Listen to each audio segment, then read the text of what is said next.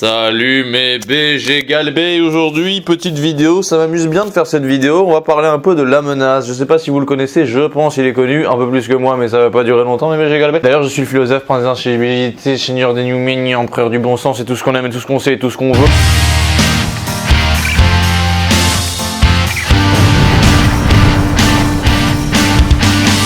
Donc La Menace, si vous connaissez pas, c'est un mec qui avant faisait des caméras cachées, assez drôle d'ailleurs, je dois le reconnaître. Et maintenant il fait influenceur lifestyle, influenceur costume, influenceur mode de vie. Il prétend pas mal être devenu riche grâce à un business, etc. Mais on va en parler, mais d'abord je vous dis pourquoi je fais cette vidéo. J'ai vu un mec justement faire une vidéo sur La Menace en expliquant comment il se fait de la thune. Donc du coup j'ai tout compris en 2 minutes. Parce que ça m'amuse de voir comment les ultra méga giga libéraux de droite font de la thune, comme Alex Hitchens, la Menace. El Ryan, il avait voulu faire ça à l'époque pour ceux qui le connaissent, vendant des trucs à 500 balles et voilà en faisant un gros coup financier, il avait fait de la thune d'ailleurs avec ça. Et là donc c'est La Menace. Et on va voir, je vous mets des images rapidement, mais on va en reparler. Et finalement en fait il vend des formations, voilà les codes de l'honneur. Formation tailleur, formation guide du gentleman, voilà en gros c'est comme ça qu'il se fait de la thune. Bon, j'ai rien spécifiquement contre La Menace, hein. Même si dans la vidéo je dis parfois que c'est un escroc, c'est pas spécialement méchant, et on va même finir par une pirouette hegelienne en disant que finalement c'est peut-être bien ce qu'il fait, entre guillemets, même si évidemment c'est un escroc, enfin voilà. Bon alors La Menace c'est qui déjà? C'est un mec qui à la base il faisait des caméras cachées, si vous connaissez pas, il y a encore sur sa chaîne YouTube, avant il faisait des caméras cachées prank, où en fait comme c'est un mec qui est assez BG, qui a confiance en lui et qui a l'air d'être une bonne masse d'énergie musculaire, il arrive à bolosser facilement les gens. C'est un extraverti assez malin qui arrive même à avoir de la créativité. Moi franchement ces caméras, ces pranks, je les regardais, j'aime bien les pranks en général, donc ça a pas le niveau de finesse de François Lambrouille ou des mecs comme ça. C'était des pranks nerveux, musculeux, un peu rock'n'roll et assez osés quoi, voilà. Quelque part il faisait un petit peu la racaille, mais en parlant mieux que les racailles, en ayant un look de rocker un peu BG, donc ça faisait un espèce de contraste. Les gens ils comprenaient pas en face de lui et c'est ça qui était marrant. Ça demandait un certain bagou, quand même du courage, bon voilà, donc c'est des qualités. La Menace, il a subitement arrêté ses vidéos en disant qu'il s'est quasiment jamais fait de thunes parce que c'est vrai que c'était souvent démonétisé, il faisait des petits partenariats, etc. Mais c'est pas ça qui l'a rendu riche. Mais subitement, entre l'espace où il a arrêté ses caméras cachées et 2 mois après, il a commencé à faire le mec qui est devenu riche,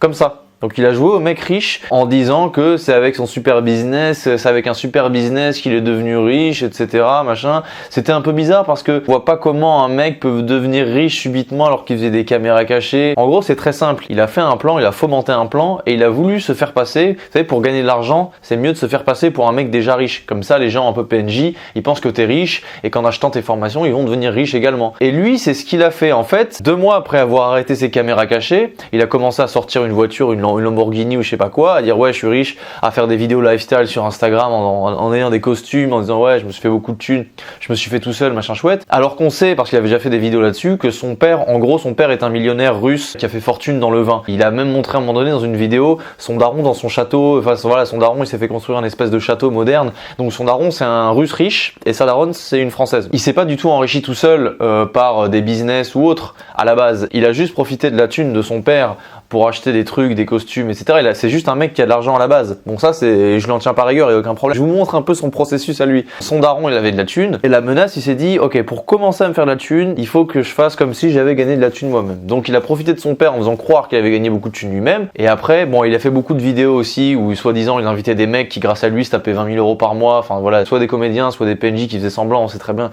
c'est fake. Il y a beaucoup de choses fake dans le business La Menace, mais je pense qu'il fonctionne bien, donc j'ai du mal à croire qu'il y a des gens aussi bêtes qui se font avoir, mais bon, c'est le jeu. Donc La Menace, il s'est servi de l'argent de son daron pour faire croire qu'il était riche, il s'est servi de sa beauté, parce que c'est comme un BG, hein, c'est comme un petit BG à mi-chemin entre John Travolta, Brad Pitt, un peu moins fin bien sûr que Brad Pitt, mais il a joué de la thune de son père, de son charisme, de sa beauté, pour se créer un business. Et en fait, qu'est-ce qu'il a fait? Quand il a commencé à avoir beaucoup d'abonnés sur Instagram, qui montraient qu'il avait de la thune, des costumes, une voiture, etc., il a commencé à faire genre des formations. Et là, le mec, ce qu'il vient de montrer, c'est que La Menace, son truc, son gimmick à La Menace, c'est en tout cas dans cette masterclass là, tu vois, c'est un mec qui a acheté une masterclass de La Menace, et dans cette masterclass, La Menace, il dit aux gens, ouais voilà les gars, je suis devenu riche en faisant du montage vidéo, voilà. Donc le mec, soi-disant, est devenu riche en faisant du montage vidéo. Ce qui est faux, en l'espace de 2 mois, il a fait genre, il était devenu riche grâce à un super business. Là, il nous dit que c'était en faisant du montage vidéo, alors que ces vidéos prank, il n'y avait aucun montage, il y avait juste des jump cuts. N'importe qui peut faire ça. Un gosse de 5 ans, il peut faire ça. Menace, ça se voit que c'est pas un geek, ça se voit que c'est pas un mec qui reste 2 semaines devant une vidéo pour faire un bête de montage. C'est impossible que la menace soit un monteur pro expert qui s'est enrichi grâce au montage vidéo. D'ailleurs, le montage vidéo, ça te rend pas riche. Si tu es un très bon monteur vidéo, que tu as de très bons clients et que tu bosses comme un malade tous les jours en étant un no-life, tu peux te faire 5, 6, 7K par mois, ça c'est possible, mais tu te gagnes pas 50 000 euros par mois, tu deviens pas riche, tu n'achètes pas des apparts, des Lamborghini, des trucs comme ça en étant monteur vidéo, c'est impossible. Je ne crois pas du tout un mot de ce que dit la menace quand il dit qu'il s'est fait tout seul et qu'il s'est fait de la thune en devenant monteur vidéo, alors que ses vidéos, il n'y avait aucun montage, c'est son frère qui filmait et lui c'était juste un comédien, c'est un comédien. Et c'est encore un comédien dans ce qu'il fait quand tu fais ses masterclass. Voilà. Et donc il vend des formations pour être monteur, parce qu'il dit qu'il engage des monteurs, ça c'est sûr, c'est possible qu'il engage des monteurs pour faire ses réels, etc. Vu que je pense qu'il s'est pas monté de toute façon, donc c'est sûr. Et en fait, le youtubeur, il montre que dans son tunnel de vente, etc., il commence à faire genre, voilà, un pack, voilà, acheter ce pack montage ou je sais pas quoi. Et après, qu'est-ce qu'il fait? En fait, comment il fait son business, la menace?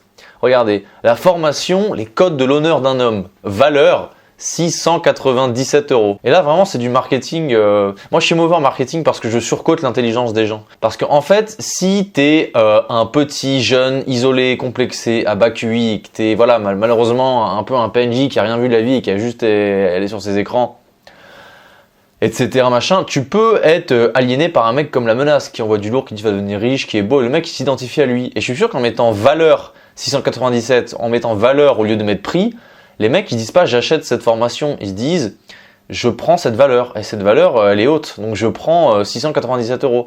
Ça joue avec l'ego des petits PNJ qui achètent ça. Ensuite voilà, la formation de mon tailleur Amata, élégance masculine, valeur 897 €. La formation, le guide du gentleman modèle, 697 €. La formation, ah oui non ça j'ai déjà mis. Récapitulons, blablabla, après il récapitule. Et rien qu'avec ça, vous obtenez l'équivalent de 5632 € de valeur. Et en plus, je suis sûr qu'il y a des mecs, ils vont acheter ça en disant ouais j'ai pris, je me suis pas fait pigeonner, j'ai pris 5632 € de valeur.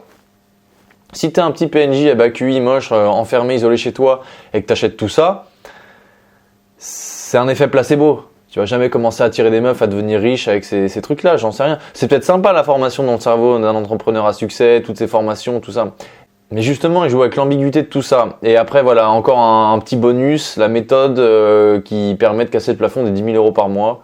Ok, disponible exclusivement, voilà. Donc, faut savoir que la menace, dans ses vidéos YouTube, il fait 150 000 vues à peu près, et ses reels, ils font 1 million. Imagine que dans ces 150 000 viewers YouTube et ces 1 million de mecs réels, des mecs qui font leur masterclass et qui sont un peu pigeons, il peut très bien y en avoir 2000. C'est même pas énorme par rapport à son truc. Et imaginons 2000 mecs qui achètent des formations, pas toutes les formations, mais qui dépensent 2000 €. 2000 personnes qui dépensent 2000 €, ça fait, faut faire le calcul, ça fait, attendez, j'avais fait le calcul, ça fait 4 millions d'euros, voilà, 4 millions d'euros. Si avec son charisme et son matrixage, etc., il arrive à 2000 gars à faire acheter 2000 € de machin, c'est possible, hein, des petits PNJ fils à papa qui ont de l'argent à dépenser, qui pensent qu'ils prennent de la valeur en achetant ça. Je pense pas qu'il y a des mecs sérieux au SMIC ou qui galèrent qui achètent autant, parce que c'est quand même très très cher, hein, même un truc à 600 balles, enfin c'est quand même un loyer, enfin tu vois, c'est pas évident.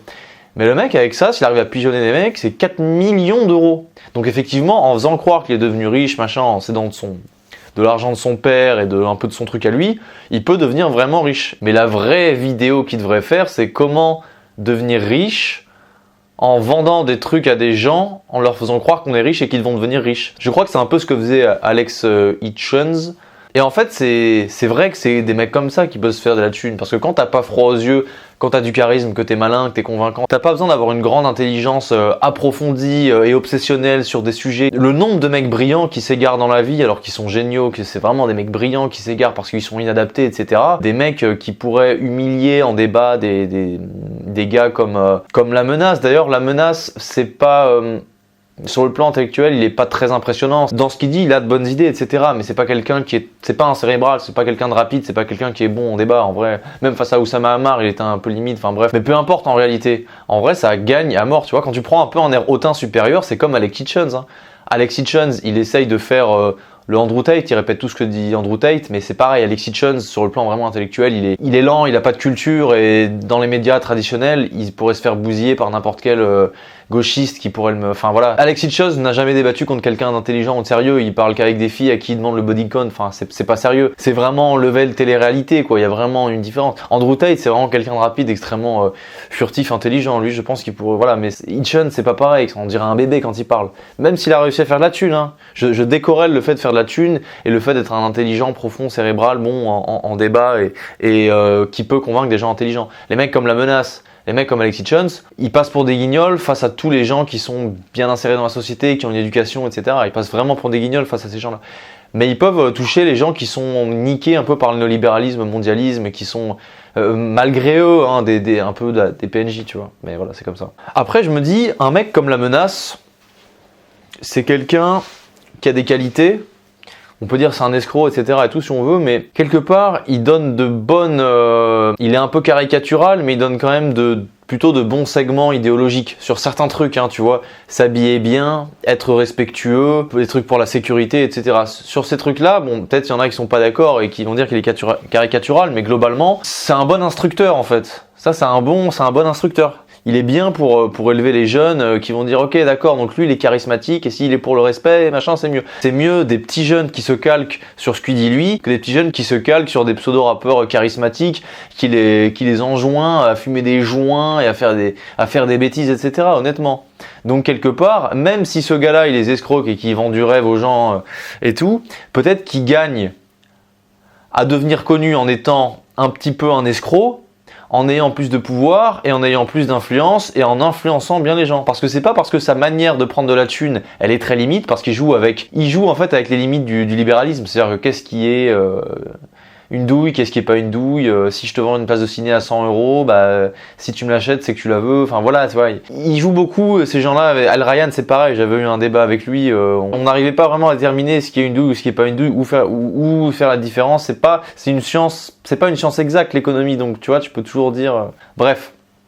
Mais d'un point de vue hegelien un peu dialectique, c'est peut-être pas spécialement grave qu'un mec comme La Menace, je dis La Menace mais ça pourrait être un autre type de gars, soit un peu un escroc pour devenir riche. En étant riche il a plus d'influence et son influence au final elle est bonne et elle rejaillit mieux sur les petits jeunes, sur la société, enfin sur les gens qui ont besoin de se faire éduquer et remettre les idées en ordre quoi. Donc quelque part, à travers son processus un peu de malfrat entre guillemets, ou relativement peu honnête et vraiment axé sur la thune qui se fait, tu sens bien que c'est pas un passionné, voilà, il veut se faire la thune. Quelque part, ce côté mauvais, escroc, machin, ça donne de la force à ce qu'il peut faire de bien plus tard. Mais même si lui, il ne le sait pas.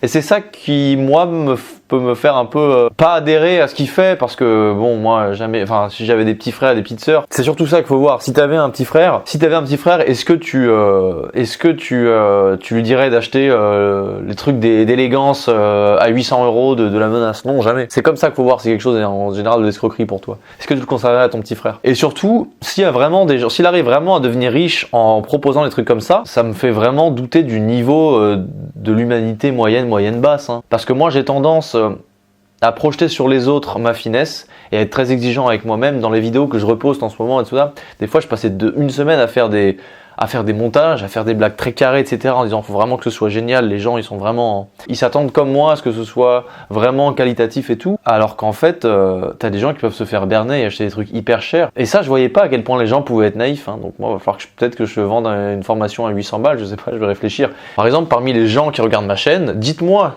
si parmi vous, il y a des gars qui ont déjà acheté des grosses formations à 200, 300, 400 et 800 balles, là, je ne sais même pas comment il arrive à mettre un prix comme ça. Donc dites-moi si on a parmi vous qui ont déjà acheté des d'aussi grosses... dites-moi si vous connaissez des gens qui ont acheté des grosses formations comme ça. MBG Galbé, après à vous de découvrir La Menace et tout ça, évidemment achetez pas ces formations, mais de toute façon si vous suivez ma chaîne vous avez un QI minimum 80, donc ça n'arrivera pas. Mais il y a des gens qui ont l'intuition, hein, ce genre de mec, pour voir le potentiel d'achat des gens un peu PNJ quoi. C'est vrai que moi j'ai pas ça me fait chier. Ah, c'est pas grave. MBG Galbé, c'était une petite vidéo, je vous dis à la prochaine, galbez-vous.